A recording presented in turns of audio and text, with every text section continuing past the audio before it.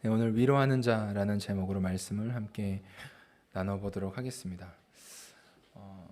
우리가 한 주간 정말 무탈하고 평안하고 행복한 한 주를 보냈다라고 우리가 말을 해볼 수 있을까요? 우리가 한 주간을 돌아보면서 이렇게 어쩜 이렇게 한 주간 별 문제도 없이 정말 내 마음이 요동함 없이 문제 없이 그렇게 낙담하는 일 없이 한 주간 보냈다라고 말할 만한 한 주를 보내신 적이 있으신가요?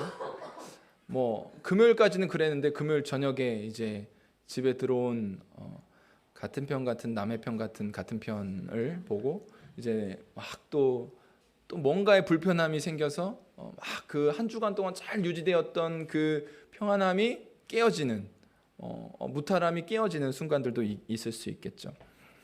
그러니까 우리가 돌아보면 한 주간 동안 정말 무탈하고 뭔가 문제 없고 우리의 마음은 잠잠하고 평안하고 너무 행복한 한 주간을 보냈다라고 말할 만한 한 주를 보내신 분들이 있으면 축복합니다. 네, 감사하시면 되겠습니다. 그런데 우리가 그건 굉장히 사실 예외적인 한 주라고 생각할 수 있을 것 같아요. 그렇게 늘 언제나 막 평안하고 무탈하고 별 문제 없고 내 마음은 늘 막 넘치는 행복 속에서 삶을 살아가고 이런 경우들은 예외적인 거죠. 이 일 저 일로 분주하고 복잡한 인간 관계에 또 아직도 해결되지 않은 여러 가지 뭐 얽히고 설킨 어떤 관계들, 또 돈 문제, 또 아이들 양육하는 문제, 뭐 가족 간에 서로 뭐 갈등의 문제, 뭐 여러 가지 애매하고 모호하고 또 막 딱 이것이 정답이라고 말할 만한 것이 없는 문제들 속에서 우리는 때때로는 버겁고 부담스럽고 평안하지 못하고 이렇게 요동하는 날들이 더 많이 있을 가능성이 더 크죠.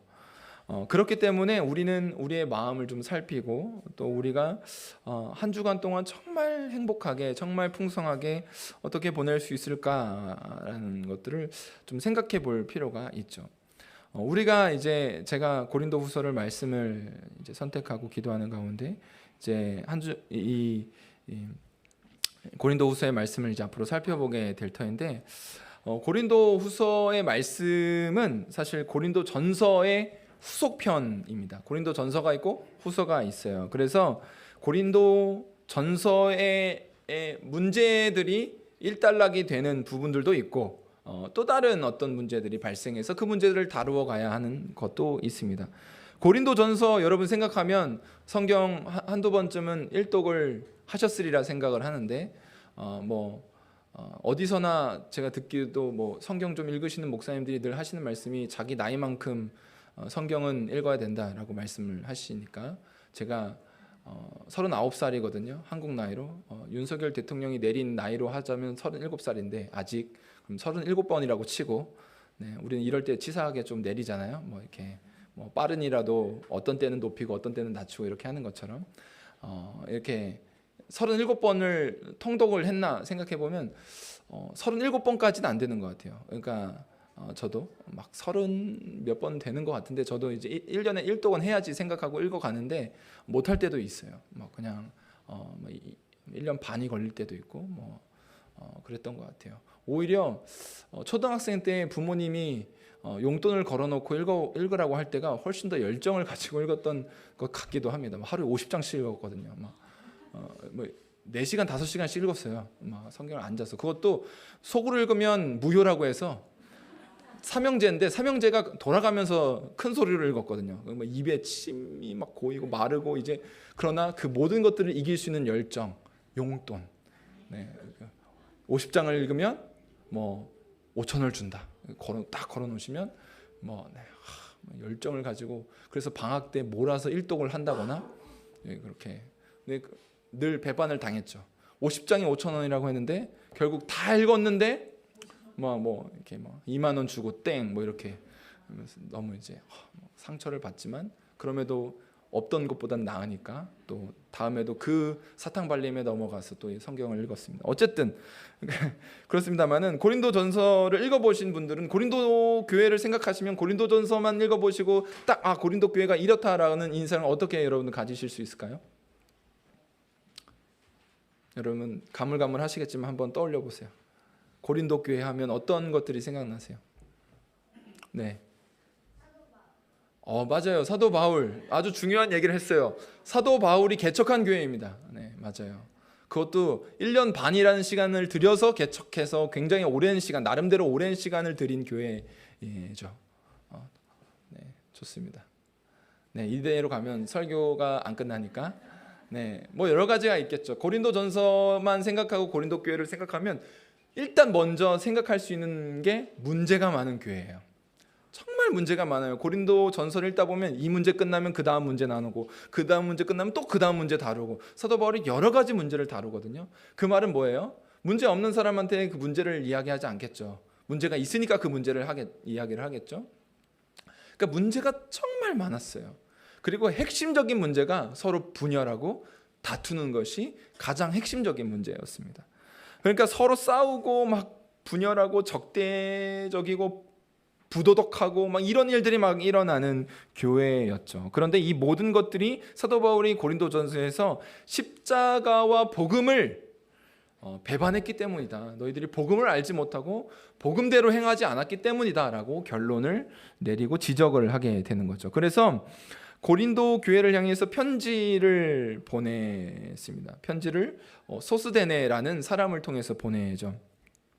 근데 그 소스데네라는 그 어떤 사람을 통해서 보냈던 것이, 소스데네가 회당장 출신이었고, 그러니까 회당장이라는 건 조금 인정해주는 사람이라는 말이거든요. 그리고 개척 멤버예요. 그러니까 사람들이 딱 갔을 때 소스데네가 사도 바울의 그 지적하고 혼내는 말씀들을 나눌 때 적절한 사람이라고 생각을 했던 거예요. 그렇게 해서 보냈습니다. 그런데 고린도 교회가 사실 그 고린도 전서를 듣고 말씀을 보고 많이 회복이 좀 잘 안 됐어요. 그래서 방문도 하거든요. 근데 방문했을 때 사도 바울에게 대하여 이 개척 멤버잖아요. 개척자잖아요. 목회자잖아요. 근데 사도 바울에게 고린도 교회가 아주 못되게 행동합니다. 너 사도 맞아? 이렇게 얘기를 한 거죠. 너 예수님 진짜 만났어? 너 예수님 제자도 아닌데 왜 사도라고 이렇게 칭하면서 다녀? 라고 말하는 가짜 사도들에 의해서, 짝퉁 사도들에 의해서 아주 현혹이 돼가지고 개척자였던 1년 반이라는 시간 동안 애써서 힘써서 세웠던 그 개척 멤버인 사도 바울을 뭐라고 하는 거예요. 엄청 상처를 받았겠죠. 만약에 저한테 그러신다면 저는 목회를 그만둘지도 모르겠어요. 뭐 사도 바울에게 이렇게 했던 것처럼 하면 목회자 맞아? 이렇게 하면 목회자가 아닌 것 같습니다 하고 이렇게 내려놓지 않을까. 사도 바울은 굉장히 상처를 받고 에베소로 돌아오게 되는데, 그래서 고린도 전서와 고린도 후서 사이에는 사실은 편지 하나가 더 있어요. 그것은 소실돼서 없는데 그 편지 하나가 바로 눈물의 편지라고 불리는 편지예요. 그러니까 그 적대감, 자기를 향한 막 공격, 그리고 막 음해하는 내용들에 대하여 반발하고 그것이 아니다 변호하는 이야기로 한 편지죠. 그런데 그 엄청나게 엄중하게 눈물로 쓴 편지를 듣고 이제 고린도 교회가 조금씩 변하기 시작한 거예요. 그래서 혼란이 조금 잦아들게 되니까 또 쓴 게 고린도 후서입니다. 그러니까 3번의 편지를 보낸 거예요. 방문도 중간에 했고, 그 적대감과 폄하가 남아있고 여전히 바울에게도 상처가 있겠죠. 바울도 사람이니까 뭐 예수님처럼 뭐 나는 상처받지 않아, 내 마음은 뭐 철갑이야 뭐 이러면서 다닌 게 아니니까 예수님도 사실은 마음이 아프셨고, 그러니까 사도 바울도 얼마든지 상처를 받는 사람이었죠. 그런데 그 고린도 교회를 향해서 이제 또 편지를 보내면서 이제는 내용을 이제 정하기 전에 발신자, 그걸 가지고 가는 사람을 정하게 됐는데, 첫 번째 고린도전서에서는 소스데네라는 회당장을 보냈죠. 그러니까 권위가 있고 그 훈계의 말씀들을 잘 가르칠 수 있는 사람으로 보냈어요. 두 번째 우리가 같이 읽었던 1절의 말씀을 보면 누구를 보냅니까? 디모데를 보내요. 디모데는 나이가 좀 어린 편이고, 그리고 디모데가 가지고 있는 성격들이 있어요. 디모데를 공동 발신자로 세운 이유가 뭘까요?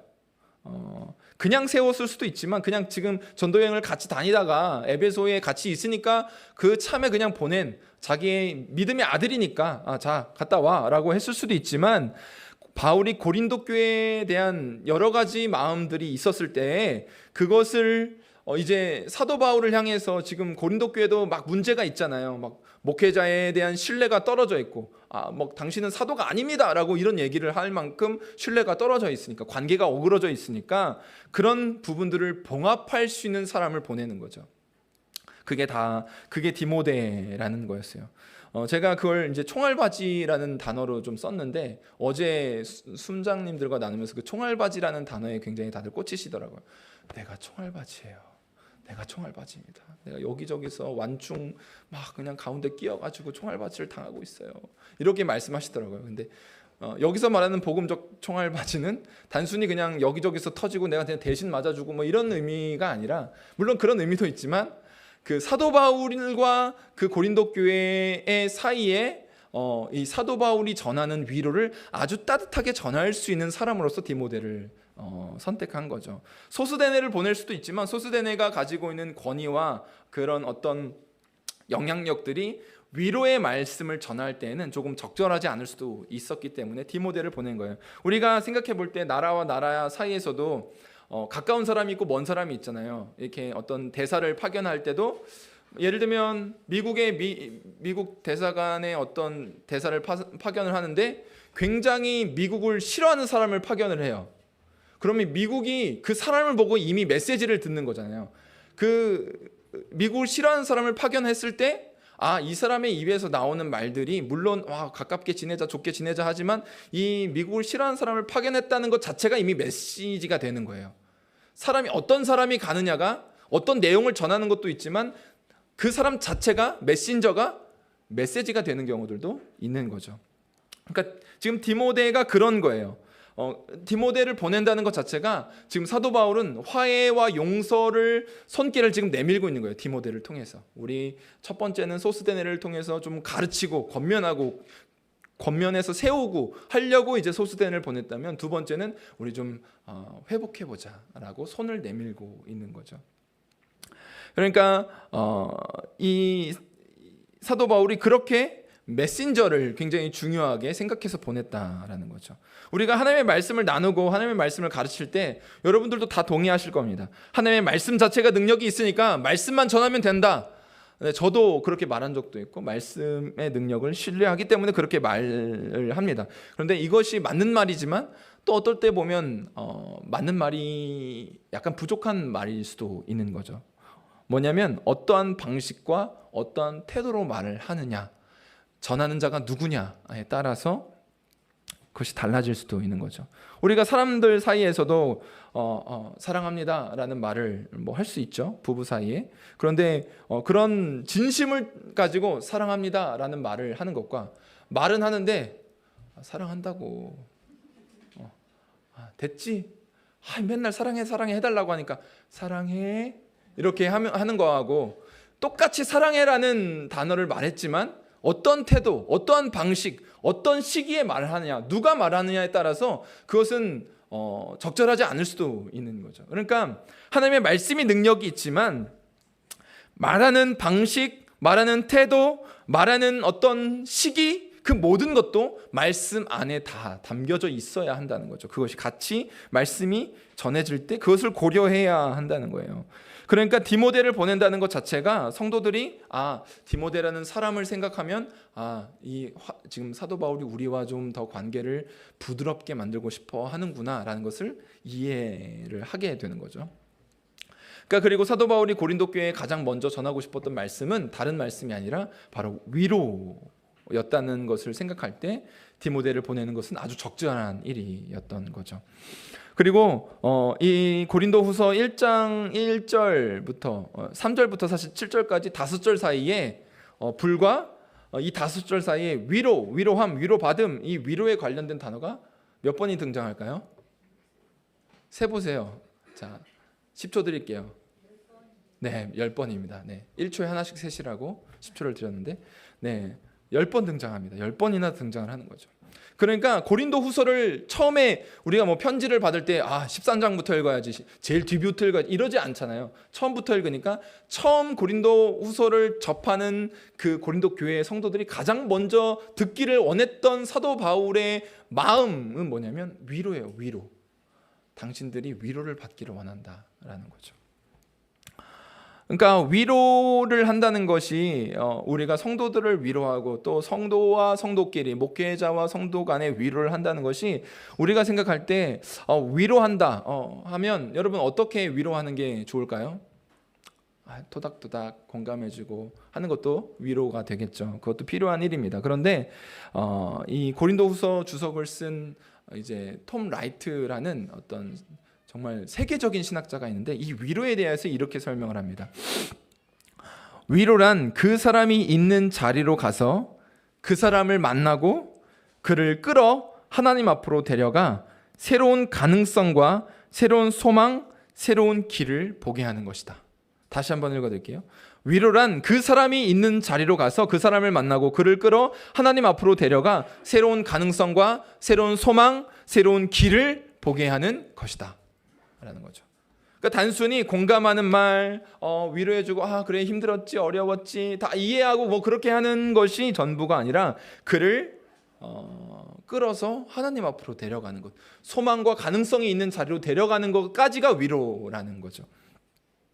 우리는 우리의 위로라고 생각할 때 뭐 공감해주고 위안해주고 뭐 달콤하고 뭐 그 사람의 마음을 헤아리는 말들을 해주는 것도 필요한 일이지만 위로라는 것은 그 사람에게로 가는 거죠. 그의 마음으로, 그의 문화 속으로, 그의 언어 속으로, 그의 상처 속으로 들어가는 거예요. 어제 순장 모임을 가지면서도 그 얘기를 하시던데 결국 그 문제 안으로 들어가는 것이다라고 생각이 든다라고 말씀하시던데 그의 언어 속으로, 그의 문화 속으로, 그의 상처 가운데로 들어가는 거죠. 그리고 그와 함께 그가 새로운 희망을 볼 수 있는 자리로 그를 끌고 데려가는 거예요. 그 가능성을 볼 수 있는 소망의 자리로 그를 데려가는 것이 진짜 위로라는 거죠. 그곳이 어딜까요? 바로 하나님 앞이죠. 우리의 상처와 우리의 문제와 우리의 아픔과 여러 가지 문제들을 속에 있을 때는 그 가능성과 소망을 볼 수 없죠. 그런데 그가 하나님 앞에 섰을 때 비로소 소망을 볼 수 있게 되기 때문에 가능성은 거기에 있어요. 그래서 하나님 앞으로 끌고 데려가는 것까지가 위로인 것이죠. 하나님을 만나게 하는 것, 하나님이 어떠한 분이신지를 직면하게 하는 것이 위로예요. 말씀을 통해서 하나님을 새롭게 직면하게 되면 우리의 삶의 공고함과 힘겨움 속에서 우리가 눈을 떠서 가능성을 만나게 되고 길을 만나게 되고 힘을 얻게 되는 거죠. 그렇다면 우리는 위로를 받은 거예요. 말씀을 통해서 우리가 위로를 받는다는 것은 하나님을 만나고 하나님 안에서 우리의 가능성과 길과 힘을 얻었다면 그것은 우리는 하나님을 통해서 위로를 받는 거죠. 이게 진짜 위로인 거예요. 그런 의미에서 위로라는 것은 우리의 영혼을 들어 올려서 앞을 내다보게 하는 거죠. 우리의 위로는 우리의 시선을 위로 들어 올려서 하나님을 바라보게 하는 것이 바로 위로인 것입니다.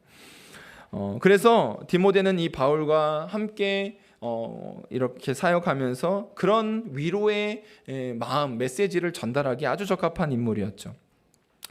사도 바울이 이 위로란 주제를 다루면서 무게를 가지고 이야기하는 것은 내가 위로를 받았냐, 내가 위로를 줬냐, 당신은 받았냐, 못 줬냐, 이런 이야기가 아니에요.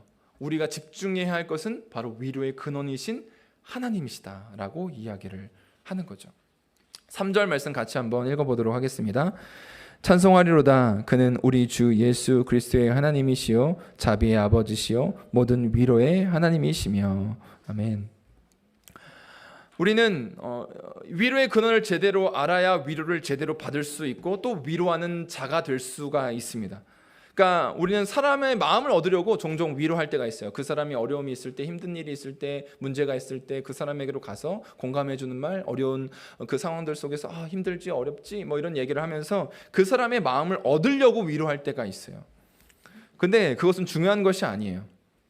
그가 기꺼이 그리고 자발적으로 하나님 앞으로 서게 만드는 것이 진짜 위로라고 할 수 있는 거죠. 그렇기 때문에 우리는 우리가 위로를 원할 때, 우리가 위로받고 싶을 때 당장에 지금 뭐 공감받고 나의 어떤 편이 되어주고 뭐 내가 내 마음을 다 헤아려주는 사람에게 그런 위로, 당장의 위로만을 갈급해하면서 정작 위로의 근원이신 하나님께로 나아가지 못한다면 그것은 우리의 연약함이죠. 사실은 우리의 아픔이라고도 말할 수 있어요.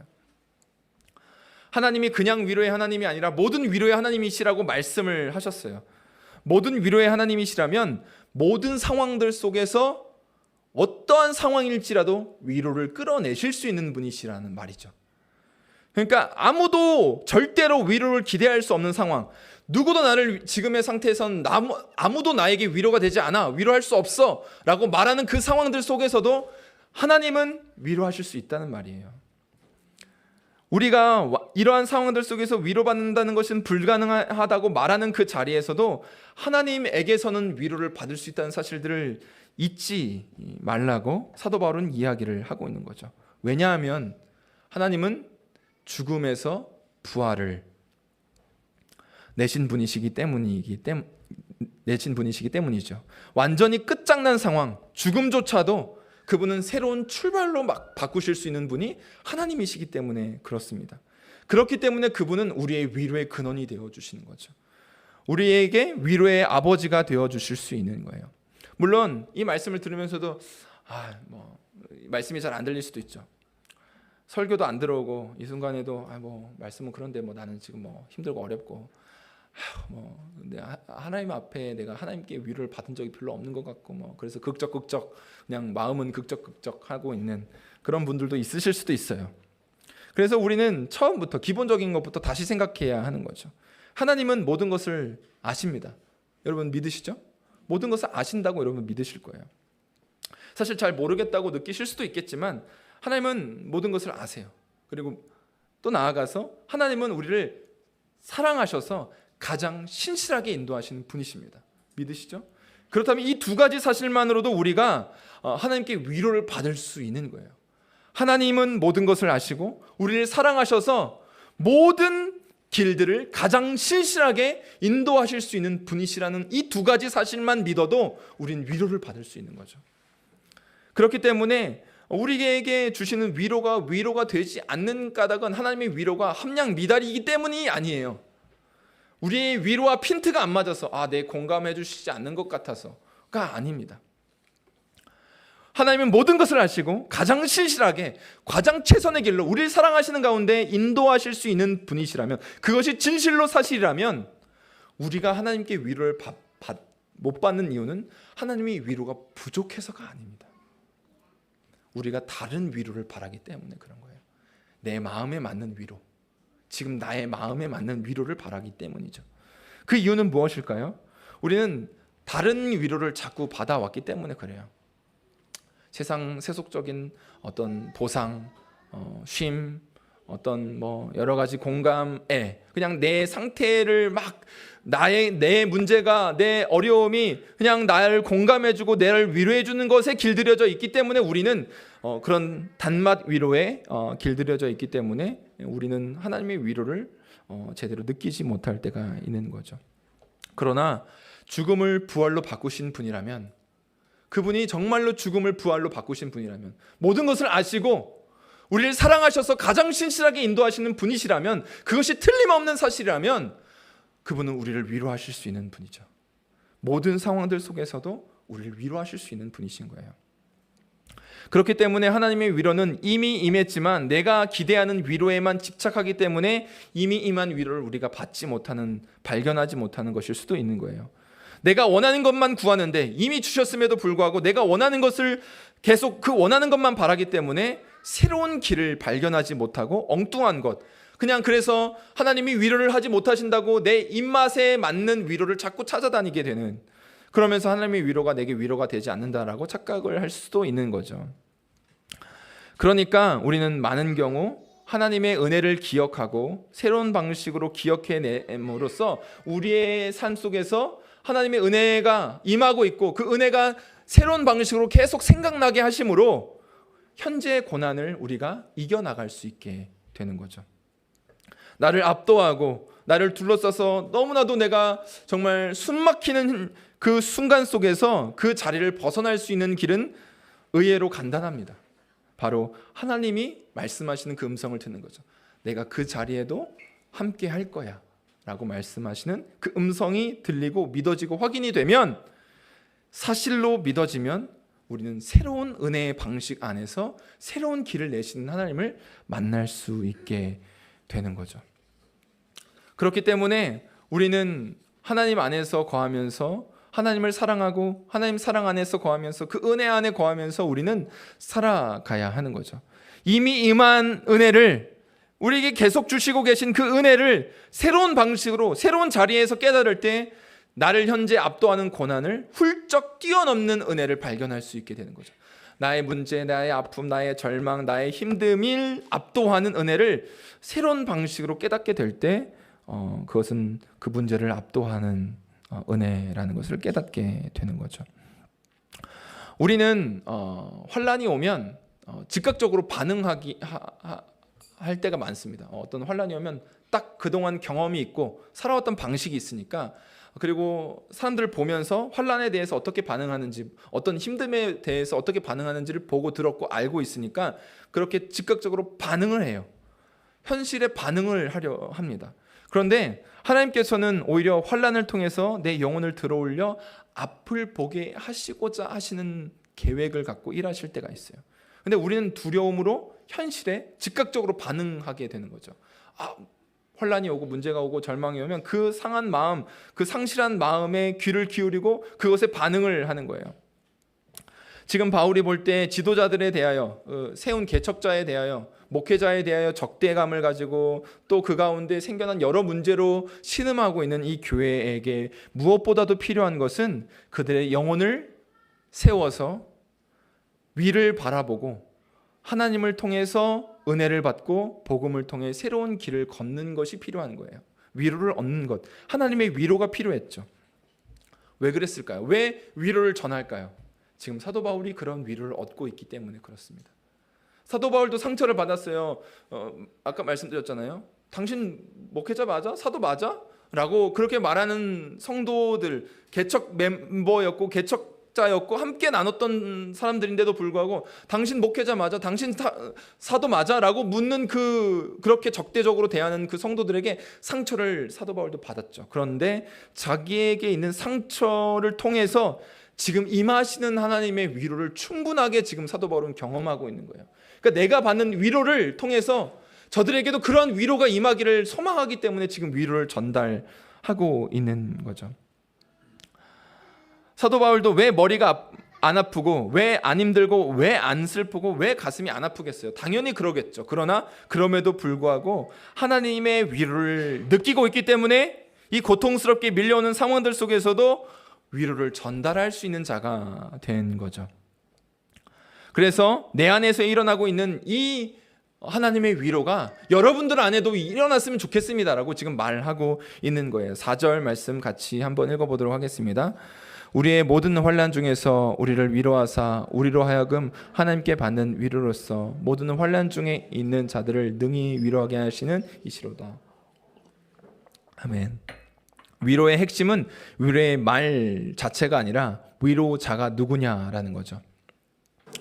우리가 막 서로 위로해 줄 때 그런 말도 합니다. 저도 많이 날립니다. 그 말들을. 근데 저도 날리면서 위로를 주려고 노력을 하고 위로가 되기를 바라는 마음으로 그런 말들을 하는데, 위로가 안 될 수도 있겠다는 생각을 이 말씀을 준비하면서 생각했어요. 제가 기도하겠습니다 라는 말을 하죠. 제가 기도할게요 라고 말을 합니다. 근데 그 사람이 목회자를 기도할게요 라고 말하는 그 사람이 기도 별로 안 하는 것 같은데 라는 사람이에요. 그러면 기도할게요 라는 말은 위로가 별로 안 돼요. 근데 그 사람을 봤는데 정말 기도를 정말 많이 하는 사람이에요. 정말 때를 따라 언제나 그 때를 얻든지 못 얻든지 막 기도하려고 막 애쓰고 막 교회에 와서 기도하는 사람이에요. 그러면 그 사람이 와가지고 내가 당신을 위해서 기도하겠습니다 라는 말은 똑같은 기도할게요 라는 말이지만 다르게 들려오는 거죠. 그러니까 위로자가 누구냐에 따라서 똑같은 말이지만 다르게 들릴 수 있는 거죠. 그러니까 우리가 그 가운데서도 그러니까 이 바울의 메시지, 이 디모데에 전하는 말들이 결국 하나님이 위로자가 되시게 하기 위하여 지금 이 사도 바울은 이런 모든 과정들을 걷고 있는 거죠. 여러분은 여러분이란 노래를 알고 계세요? 여러분이라는 그 노래 이제 노래가 있어요. 이게 원래는 가요가 아니라 가스펠송이거든요. 근데 이제 가스펠로 만들어진, 이게 국제가요제에서 우승을 하면서 굉장히 이제 센세이셔널하게 하고 여러 가지 가수들도 부르고 이렇게, 그리고 원작자도 부르고 다닙니다만은 제가 이름을 일부러 얘기하지 않는 이유가 있습니다. 이게 저도 처음에는 몰랐는데 그게 가사도 너무 좋고 우리 모두 이렇게 하나가 됩시다라는 이런 메시지잖아요. 근데 그 문제가 뭐냐면요, 그 원작자가 권사님이신데 그 또 형제분이 계세요. 목사님이 계십니다. 근데 그 여러분이라는 가사를 생각하면 너무 좋은 가사인데 그 두 분이 서로 싸워요. 왜 싸우는지 아세요? 자기가 원작자라고 싸웁니다. 너무 안타까워요. 그래서 최근에도 어떤 이제 한 몇 달 되긴 했는데 제가 CGN TV를 계속 후원하고 있어가지고 또 이렇게 CGN TV 후원의 밤 해가지고 이렇게 잠깐 아내하고 서울을 다녀온 적이 있는데 그때 그분이 오셨어요. 그리고 그 노래를 부르셨어요. 근데 그때까지만 해도 전 몰랐거든요. 근데 이제 찾아보다가 알게 됐는데 두 분 다 원작자라고 주장하고 법적인 공방을 남매끼리 하는 거예요. 한 분은 목사님이고 한 분은 권사님이에요. 왜 싸울까요? 거기서 들어오는 금액 때문이에요. 돈 때문에 싸웁니다. 그러니까 그 여러분이라는 이야기를 들으면, 그 노래를 들으면 처음에는 굉장히 너무 가사가 너무 좋다라고 했는데 이제 그 가사가 은혜가 안 되는 거죠. 은혜가 안 되는 거예요. 용서도 없고 서로 양보도 없고 진실도 없고 그렇게 서로가 싸우는 모습을 볼 때 그 좋은 노래가, 그 좋던 노래가 더 이상 위로가 되지 않는 노래가 되는 거죠. 그런 경우 많이 있지 않습니까? 연예인들을 보면서도 문제가 발생했던 그 연예인 이전과 같이 똑같이 보이지 않는 거죠. 멋지고 잘생기고 너무 예쁘고 아름답지만 그 사람의 인격과 어떤 문제를 보게 된 다음부터는 연기를 해도 노래를 해도 그게 와닿지 않는 경우들이 있어요. 그러니까 우리라고 사실은 이 이야기에서 그닥 예외가 아니에요. 우리도 똑같이 그럴 수 있죠. 우리는 여전히 모욕과 수치와 여러 상처들이 욱신거리고 우리 안에 있는 슬픔과 고통을 만들어내는 상황들 속에서 우리는 똑같이 우리의 방식으로 그렇게 말을 할 수 있는 거죠. 그런데 사도 바울은 여기서 이야기를 하는 거예요. 나는 모든 환난들 속에서 위로를 받았고 이 위로로 너희들을 위로한다. 당신들을 위로한다. 위로하기를 바란다. 그러니까 여러분들에게도 은혜가 있기를 바랍니다. 라고 이야기를 하는 거예요. 자기에게 상처 준 사람들에게. 우리는 관계적으로 한 사람만 힘들어도, 관계적으로 힘들게 하는 한 사람만 있어도 사실 관계 맺기도 힘들고, 심지어 목회하는 가운데 한 사람과 트러블이 생겨도 목회하기 싫어지고 이런 사람이에요. 저도 그래요. 한 사람과 틀어지기만 해도 이거 목회를 내가 계속 해야 되나, 난 참 이런 관계도 잘 풀어가지 못하네, 난 못하겠다, 이런 생각을 하는 사람들이 저희 같은 존재죠. 그런데 우리가 발견해야 되는 비밀이 있어요. 그 비밀이 바로 5절 말씀이에요. 5절 말씀 같이 읽겠습니다. 그리스도의 고난이 우리에게 넘친 것 같이 우리가 받는 위로도 그리스도로 말미암아 넘치는도다. 아멘. 그리스도의 고난이 우리 가운데 넘쳤어요. 그런데 동시에 우리가 받는 위로도 넘쳐요.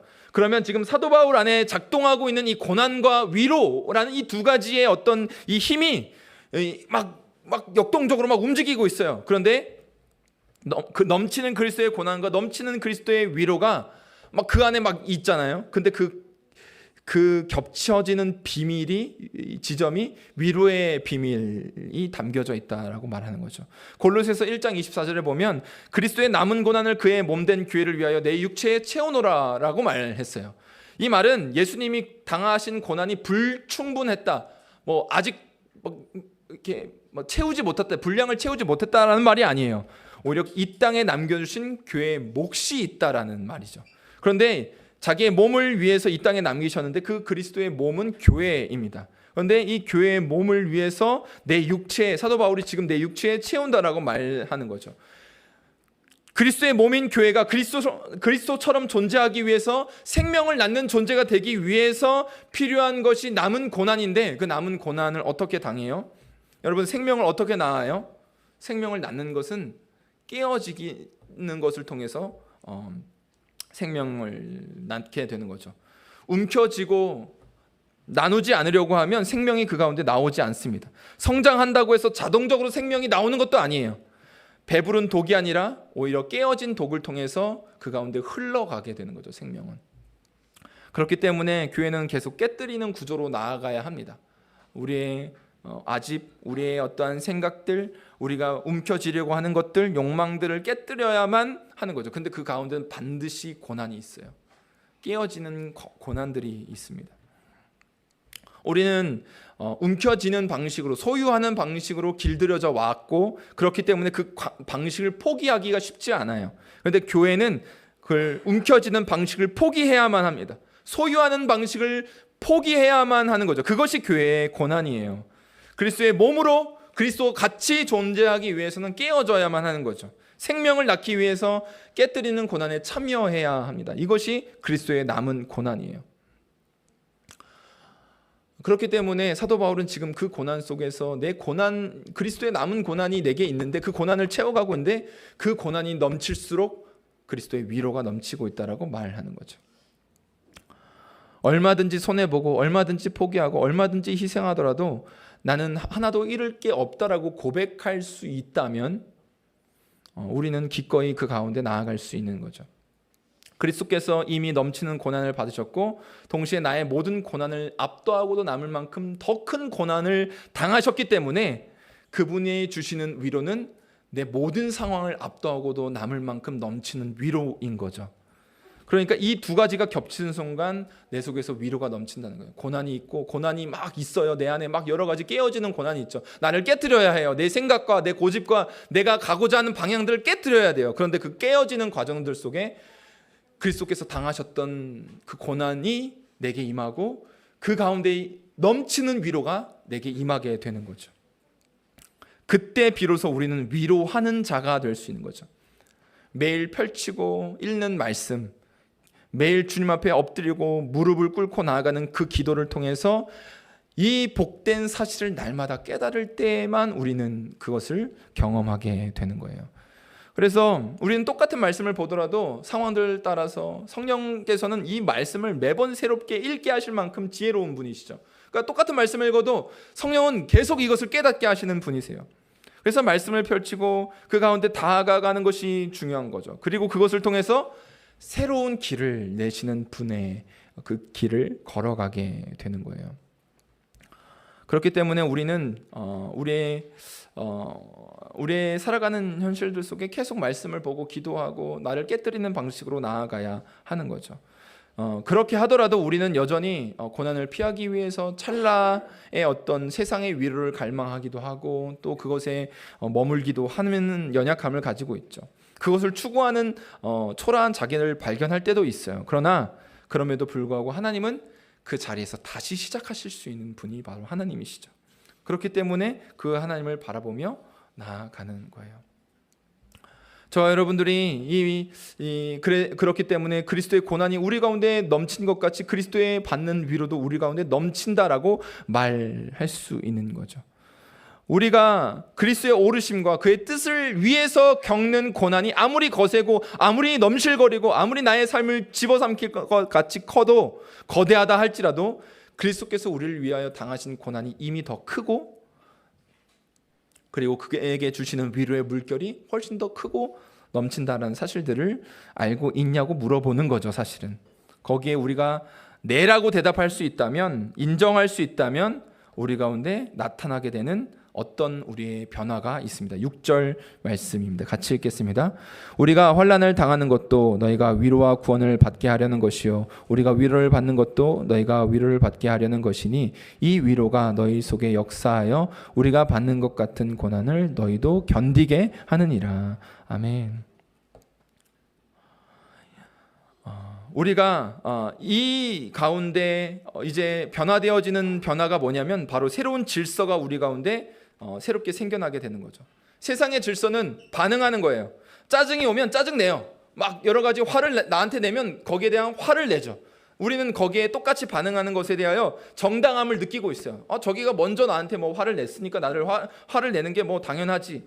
고난을 당하면 내가 뭐 거기에 짜증 내는 게 당연한 거 아니야? 거기에 대한 마땅한 반응이지라고 생각할 수 있죠. 그리고 위로를 하는 것도 생색을 내는 경우들도 많이 있어요. 내가 뭔가 희생하고 헌신하면 거기에 생색을 많이 내서 보충하려는 연약함이 우리 가운데 있죠. 그러나 예수님이 만들어 놓으신 질서는 고난을 당해도 위로를 냅니다. 위로를 받아도 또 위로를, 더 큰 위로를 주는 거죠. 그것이 그리스도께서 만들어 놓으시는 질서예요. 그래서 우리 안에 그런 변화들이 일어나게 되는 거예요. 그것이 바로 본질적인 위로인 거죠. 그 가운데 그렇게 위로할 수 있게 되는 이유가 뭐예요? 사랑의 은혜가 흐르기 때문에 그렇습니다. 고난을 당해도 위로를 내고 위로를 당해도 위로를 받아도 위로를 낸다는 것은 그 가운데 사랑이 흐르고 있다라는 말이에요. 우리가 언제 위로를 받냐면 연약함으로 누군가에게 위로를 준다라는 사실에서 우리는 위로를 받아요. 예를 들자면 제가 연약한 점이 있죠. 여러분들도 알고 계시고 이제 알아가고 계시고 더 알아가실 거예요. 제 연약함을. 네. 그런데 제 연약함을 제 입으로 말하고 또 여러분들이 경험하게 될 때 목사도 사람이구나 라는 생각에 여러분들이 뭐 비난하신다면 어쩔 수 없지만 그것을 통해서 위로를 경험할 수도 있잖아요. 목사도 참 연약한 사람이구나 라는 생각을 들으면서 위로를 받을 수 있어요. 그래서 어떨 때는 어떤 목사님은 그런 얘기도 하시더라고요. 목사가 넘어지면 성도들이 너무 좋아한대요. 목사도 사람이구나, 참 똑같구나, 나와 똑같구나, 이렇게. 그러니까 별거 아니구나라는 생각에 막 진짜 좋아한다기보다는 또 공감하기 때문에 좋아하겠죠. 별것 아니죠, 사실은. 여러분들도 제가 넘어질 때 이렇게 심각하게 넘어지면 안 되겠지만 종종 넘어질 때 위로를 받으시길 바랍니다. 목사도 별거 아니구나. 네, 많이 받으세요, 많이. 우리가 누군가 사실 잘 되는 것을 보고 위로를 받는 것은 어려워요. 누가 승승장구하고 갑자기 그러니까 굉장히 친하게 지내던 어떤 친구가 있는데 갑자기 굉장히 어려운 생활을 하다가 복권을 긁었는데 막 16억짜리가 됐어요. 잘 된 걸 보고 위로가 된다. 있으세요? 네. 나도 왜 난 안 될까? 라고 생각할 수도 있죠. 그러니까 우리는 우리가 그 사람이 잘 되는 것을 보고 위로를 받기보다는 때때로는 연약함을 보고 위로를 받을 때가 훨씬 더 많은 거죠. 그런데 그 연약함을 통해서 위로를 받는 경우는 결국 그 가운데 깊은 사랑이 흐르고 있기 때문에 가능한 거죠. 연약함을 보고도 위로가 되는 것은 그 가운데 밑바닥에 깊은 사랑이 흐르고 있기 때문인 거예요. 그렇기 때문에 어떤 상황 속에서도 우리가 위로를 받을 수 있는 것은 우리가 서로가 사랑할 때 가능하다라는 거죠. 그래서 우리는 이 가운데 우리가 환난을 당하는 것도 결국 여러분들의 위로와 여러분들의 구원을 위한 것이고 우리가 위로를 받는 것도 여러분들을 위로를 하기 위함입니다. 그래서 여러분들도 그 고난 속에서 견디기를 바랍니다 라고 사도 바울은 6절에서 이렇게 이야기를 하고 있는 거죠. 그러니까 선순환을 말하는 거예요. 우리가 더 하나님의 은혜 가운데 위로를 받고 더 나아가기를 바라는 마음이 여기에 담겨져 있는 거죠. 그렇기 때문에 우리의 소망이 여기에서 생겨납니다. 7절 말씀 읽고 말씀을 정돈하겠습니다. 7절 말씀 같이 읽겠습니다. 너희를 위한 우리의 소망이 견고함은 너희가 고난에 참여하는 자가 된 것 같이 위로에도 그러할 줄 알미라. 아멘. 저를 포함해서 우리 여러분 여기에 있는 대부분들은 현실에 반응하는 사람들이죠. 이렇게 고난이 오면 짜증이 나고 분노가 나고 또 분노가 오면 분노가 나가고 들어오는 대로 그냥 내보냅니다. 그런데 그렇게 하는 삶으로는 아무도 우리가 하나님이 주시는 위로를 위로할 수 있는 자가 될 수 없습니다. 우리의 현실이 어떻게 되든 우리가 우리의 주어진 현실 속에 우리의 맺고 있는 관계들을 위로하고 가정과 교회와 우리의 직장과 사업장 우리가 만나는 모든 만남들 속에 위로할 수 있는 자로 변화되어지는 것은 나는 분명히 힘들고 어렵지만 또 그 사람도 힘든 게 분명한데 그 사람과의 관계 안에서 보면 위로가 되고 또 위로를 받았고 또 그 사람이 더 위로를 받길 원하고 그렇게 나아가는 그래서 그 사람이 위로받기를 소망하고 기뻐하는 그러한 존재로 변화되어지는 것이 우리의 소망인 것이죠. 그래서 우리도 하나님께서 우리에게 다가오셔서 위로를 하시기를 원하시는 까닭은 단순히 나를 세우시기 위함이 아니라 나를 통해서 위로하는 자가 위로가 흘러가기를 바라시기 때문에 그런 거죠. 그러니까 우리는 우리의 삶에서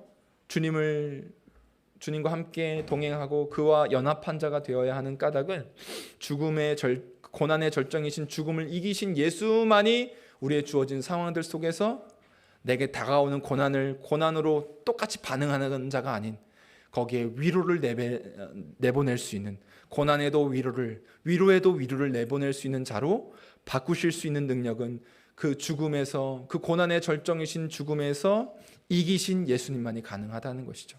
저와 여러분들이 이 주님을 바라보면서 오늘도 철없이 그저 반응하는 자로 살아가던 우리들에게 위로하는 자로 세워가시는 주님의 은혜가 임하시기를 소망합니다.